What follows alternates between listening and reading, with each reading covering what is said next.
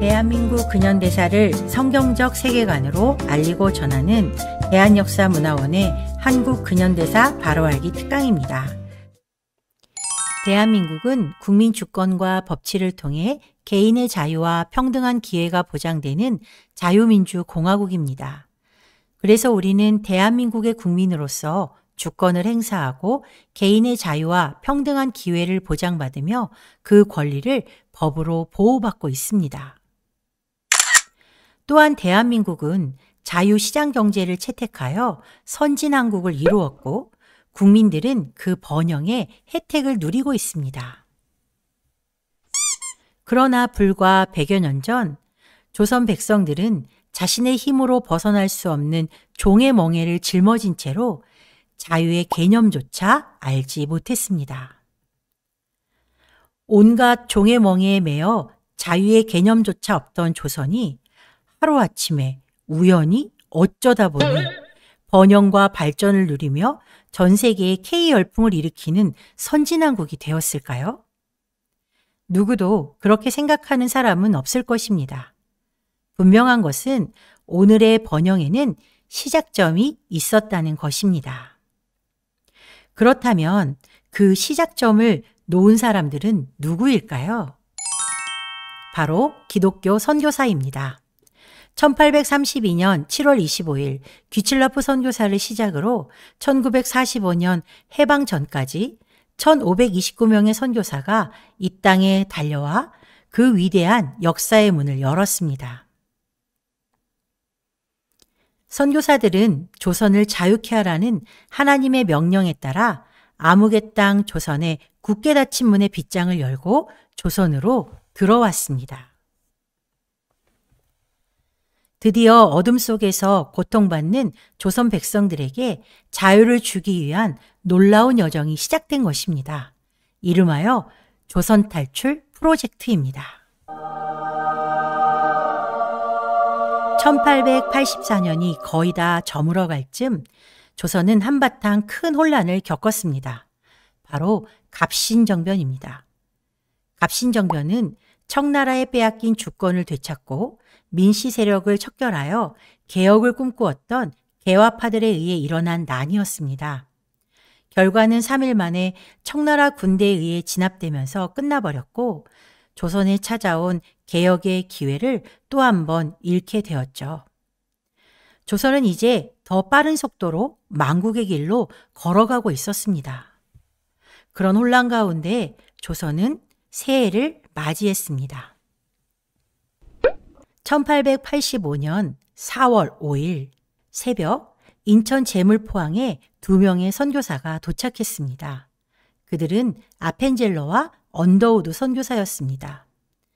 이들은 조선에 온 첫 번째 정착 선교사였는데요. 정착 선교사란 오랜 시간 그곳에 머물며 사역을 지속하는 이들을 말합니다. 한마디로 조선에 뼈를 묻을 각오를 하고 온 사람들이죠. 그날 아펜젤로 선교사는 배에서 내리며 이렇게 기도했습니다. 우리는 부활절 아침에 이곳에 왔습니다. 그날 사망의 권세를 이기신 주께서 이 백성을 얽어맨 결박을 끊으사 하나님의 자녀로서의 자유와 빛을 주시옵소서. 선교사들이 이 땅을 밟은 목적이 바로 이것입니다. 자유입니다. 조선 백성을 단단히 묶고 있는 결박을 끊고 자유를 얻게 하는 것. 그래서 그들은 사랑하는 가족을 떠나 낯설고 불편하고 심지어 죽음까지 각오해야 하는 조선으로 온 것입니다. 선교사들이 전하는 복음의 핵심은 바로 자유입니다. 자유는 다른 말로 표현하자면 구원이라고 말할 수 있습니다. 구원이란 어떤 위험한 상황에서 구출되거나 속박에서 해방된다는 뜻이죠. 선교사들은 조선 백성에게 어두움에서 벗어날 방법, 그 놀라운 방법을 전해주러 온 것입니다. 그렇다면 무엇으로부터의 자유를 선포한 것일까요? 먼저는 조선 백성의 영적 자유를 위해 죄에서 자유를 얻는 유일한 길을 선포했습니다. 그리고 조선 백성을 묶고 있는 각종 억압으로부터의 자유를 선포했습니다.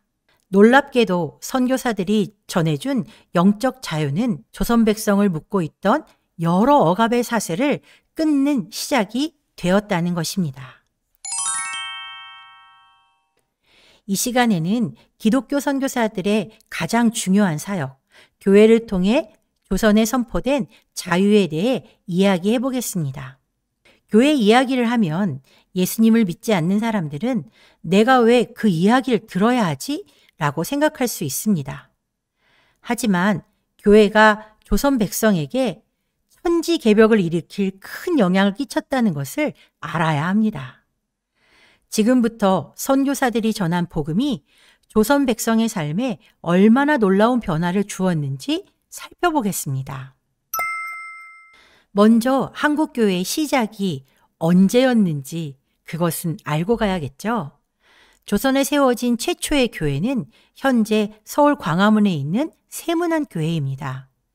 세문안교회는 조선 최초의 교회이자 조선 최초의 장로교회입니다. 1887년 9월 27일 미국 북장로교회 소속 선교사인 언더우드 선교사에 의해 세워진 교회가 바로 세문안교회죠. 그리고 며칠 후인 1887년 10월 9일 조선 최초의 감리교회 정동교회가 미 감리교회 소속 아펜젤로 선교사에 의해 세워지면서 조선 교회의 역사가 시작되었습니다. 이후로 선교사들은 조선의 남과 북, 동과 서로 흩어져 조선에 드리워진 어두움의 자유의 빛을 비추기 시작했습니다. 우리가 잘 알고 있듯이 조선은 철저한 신분사회였습니다. 그중 조선 인구의 40%나 되는 천민은 사람으로 존중받는 대상이 아닌 물건 취급을 받거나 짐승 취급을 받았습니다. 조선의 그 누구도 천민을 이렇게 대하는 것에 대해 아무런 죄책감이 없었습니다. 그러나 그런 천민들을 사람으로 대한 이들이 나타났습니다.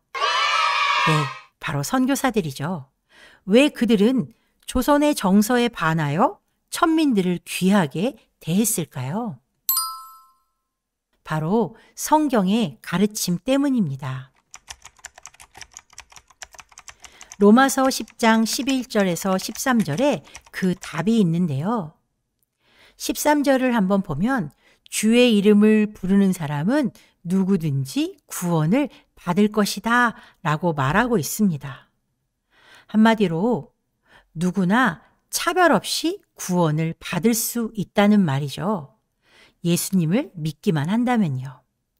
성경이 우리에게 가르쳐 준 것은 구원에는 인종, 신분, 빈부의 차, 남녀의 구별, 그 어떤 것도 없다는 것을 이야기하고 있습니다. 성경의 가르침대로 선교사들은 천민의 친구가 될 수 있었습니다. 조선을 지배하는 세계관으로는 도저히 있을 수 없는 일이 선교사들에 의해 시작된 것입니다. 서울시 종로구 김상옥로에는 연동교회가 있습니다. 이 교회의 공식적인 시작은 일대 담임 목사인 제임스 게일 선교사가 목회를 시작한 1900년입니다. 역사가 어마어마하죠. 그러나 연동교회의 시작은 엄밀히 말해 1894년으로 거슬러 올라가야 합니다. 이 지도는 게일 선교사의 책 한양에 수록된 한양 사대문안 지도인데요. 지도에 표시된 흰 동그라미 부분이 연동교회의 첫 예배 처소였던 연목골입니다. 연목골은 지금의 종로구 연지동이라고 하죠. 이곳은 천민 중 가파치들이 모여 사는 곳이었습니다.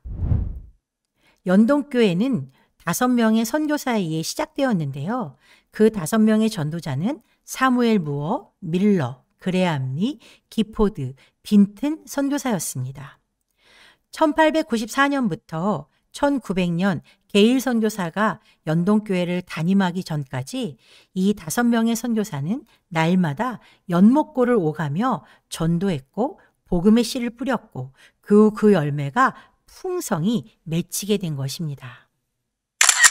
예수님을 믿고 죄에서 자유롭게 되고 나니 천민과 양반이 함께 예배드리는 당대 가장 큰 교회로 성장하게 되었다고 합니다. 1905년 연동교회는 첫 장로를 선출하게 됩니다. 장로란 담임 목회자를 도와 성도들을 돌아보고 하나님의 말씀대로 잘 살아가는지 점검하고 격려하는 직분을 말합니다. 그런데 연동교회의 첫 장로 투표에서 놀랍게도 가파치 출신의 고찬익이 장로로 선출되었습니다. 모두를 깜짝 놀라게 한 사건이었죠. 양반이 천민의 지도를 받게 된 상황이 되었으니까요. 그래서 한때 일부 양반들이 교회를 떠나기도 했지만 다시 교회가 안정되어 1907년에는 1000명이 넘는 성도가 예배드리는 큰 교회가 되었습니다. 반상의 구분이 철저하던 조선에서 복음은 신분의 벽을 허물고 신분제라는 멍에를 끊는 놀라운 일을 시작한 것입니다. 1893년 6월 세문안교회에 이어 두 번째 장로교회가 시작되었는데요. 이름하여 곤당골 교회입니다. 현재 서울 종로구 관철동에 위치해 있던 이 교회는 1892년 46세라는 다소 늦은 나이에 조선에 온 사무엘 무어 선교사가 매일 수십 명의 사람을 만나 복음을 전하며 개척한 교회였습니다. 무어 선교사가 조선에 올 무렵 서울에서 사역하던 선교사들은 정동에 있던 미국 공사관을 중심으로 모여 살았는데요. 안전상의 이유 때문이었습니다. 하지만 무어 선교사는 조선 백성 속에 깊이 들어가 선교하겠다며 조선 사람, 특히 천민들이 거주하던 지역에 어울려 살며 조선말을 배웠다고 합니다. 그래서인지 무어 선교사는 원고 없이 우리말로 설교하는 선교사로 유명해졌죠. 이듬해인 1894년 관철동에 살던 백정 박가가 장티푸스에 걸려 죽음의 문턱에까지 이르는 일이 생겼습니다. 이때 사무엘 무어 선교사의 주선으로 백정 박가는 고종의 주치의였던 에비슨 선교사에게 치료를 받고 살아나게 됩니다. 임금을 고쳐주는 저 귀한 사람이 나를 고쳐주다니. 자신을 사람으로 그것도 사랑을 듬뿍 담아 대하는 선교사와 그들이 전한 복음에 감동한 백정 박가는 예수님을 구주로 영접하고 곤당골 교회의 성도가 되었습니다. 이제 백정 박가는 더 이상 이름 없는 백정 하나가 아닌 박성춘이라는 이름을 얻고 백정들을 전도하기 시작했죠. 놀랍게도 박성춘의 전도로 곤당골 교회에 백정들이 모여들기 시작했습니다. 그런데 그로 인해 문제가 생겼습니다.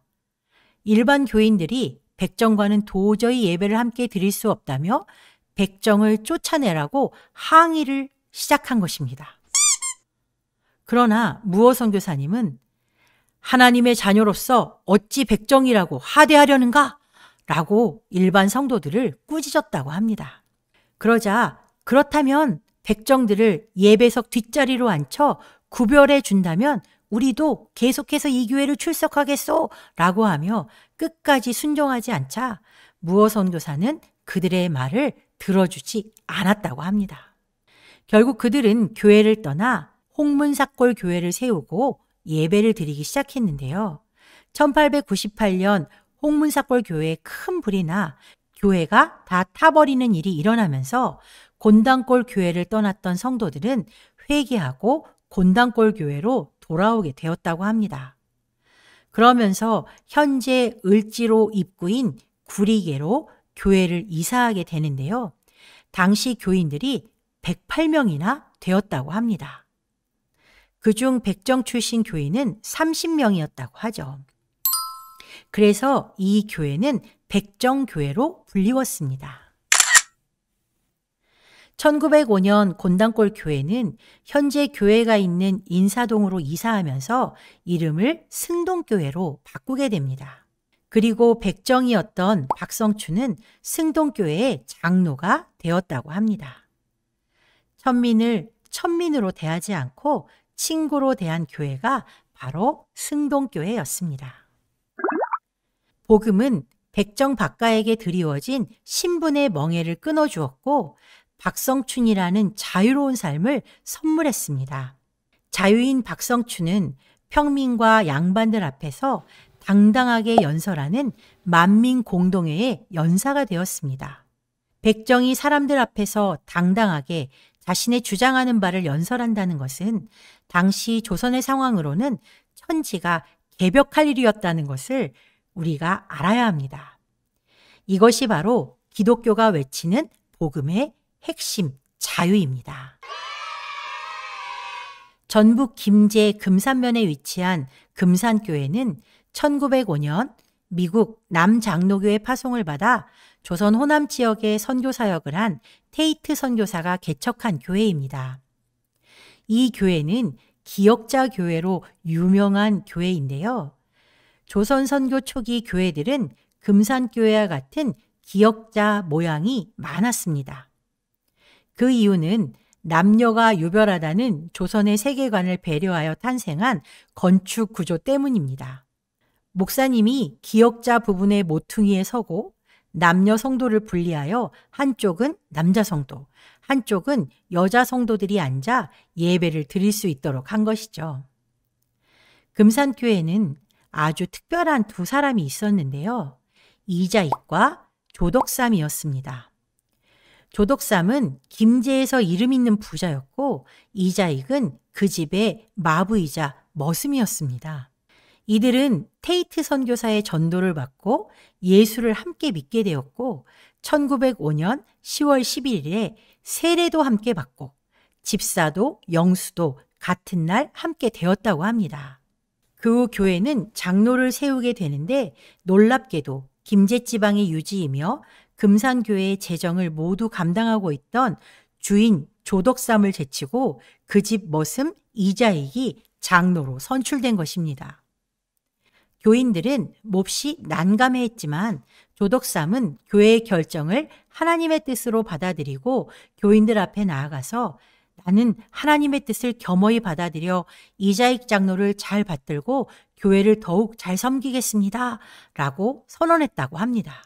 후에 조덕삼도 금산교회 2대 장로가 되었고 자신의 집 마부였던 이자익을 평양에 있는 장로의 신학교에 보내 공부를 하게 했습니다. 물론 장학금까지 주면서 말이죠. 더구나 이자익이 신학을 마치고 목사가 된 후 금산교회의 담임 목회자로 청빙하여 함께 교회를 섬겼다고 합니다. 교회가 세워지는 곳마다 이런 일이 일어나는 이유는 교회가 기독교인들끼리의 친목단체가 아니라 자유를 선포하는 곳이기 때문에 가능한 일이었습니다. 복음을 통해 자유가 선포된 곳곳에서 조선 백성들의 어깨를 짓누르던 종의 멍에들이 하나둘씩 벗겨지기 시작했습니다. 예수를 믿게 된 양반들은 노비들이 자신과 같은 사람이라는 것을 깨닫고 그들을 속량하고 나아가 자녀로 대하기 시작했습니다. 그리스도 신문이라고 하는 이 신문에 보면 순안에 살고 있는 박인시라는 사람은 그 종을 속량하고 딸로 삼았다라고 말하고 있죠. 또한 평양에 살고 있는 이 씨는 예수님을 믿기 전에 큰 돈을 주고 샀던 종을 속량하여 주었다는 이야기 또한 이 신문에 기록하고 있습니다. 모두 다 예수님을 영접하고 난 이후에 일어난 놀라운 변화들이죠. 그리스도 신문의 기사 하나를 더 보겠습니다. 임신근이라는 사람에게 아들과 딸이 있는데요. 지금 이 두 부부는 아들과 딸의 결혼 문제를 의논하고 있는 중입니다. 그러던 중 부인이 먼저 예수님을 믿게 되고 남편도 예수님을 믿는 놀라운 사건이 일어나죠. 두 부부가 몇 주의 주의를 지키고 나서 그들이 나눈 대화의 내용이 이 신문에 기록되어 있는 것입니다. 조혼, 매매혼, 보쌈이 당연하여 여성들의 권리가 없던 조선에 복음이 전해지자 내 딸과 며느리는 짐승이 아니요 사고 파는 물건도 아니라 소중한 존재라는 것을 깨닫게 된 것입니다. 예수님을 믿고 이름도 없던 여인들은 이름을 가지게 되고 복음은 그녀들에게 진정한 자유를 선물해 주었는데요. 김세지라는 부인도 바로 그 중에 하나였습니다. 오랫동안 이름이 없이 살다가 세례를 받고 나서 그녀에게 이름이 생겼고, 그래서 그녀의 고백은 조선 여자의 해방은 우리 그리스도로부터 시작되었다고 말하고 있습니다. 김세지 부인은 조선의 가혹한 결혼제도의 피해자 중 하나였는데요. 그녀는 어린 나이에 자신보다 나이 어린 남편과 결혼하는 조언의 희생자였습니다. 더구나 그 어린 남편이 일찍 죽고 그녀는 보쌈의 피해자가 되었습니다. 그리고 그 둘째 남편과 드디어 헤어지고 자신을 사랑해주는 사람과 결혼했지만 그 역시도 조선의 여느 남자들처럼 다른 여자에게 마음을 주었다고 합니다. 그런데 그때 그녀가 듣게 된 복음은 바로 이것이었습니다. 만일 예수를 믿으면 집안이 평안해질 것이고 남자도 주색 잡기를 버리고 살림에 힘써하여 내외간 화순하게 되리이다 라는 이 말을 듣게 된 거죠. 이 말은 그녀를 교회로 향하게 했고 예수님을 영접하게 했습니다. 그 후 남편도 예수님을 영접하여 정말 가정의 평화를 선물로 받게 된 것이었죠. 그런 그녀의 고백이 바로 조선 여자의 해방은 기독교에서 시작되었다라는 것입니다.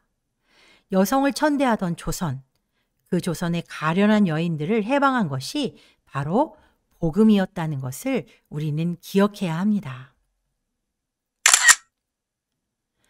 황해도 평산 간바이골 교인들이 복음을 듣고 나서 결정한 내용은 정말로 재미있습니다.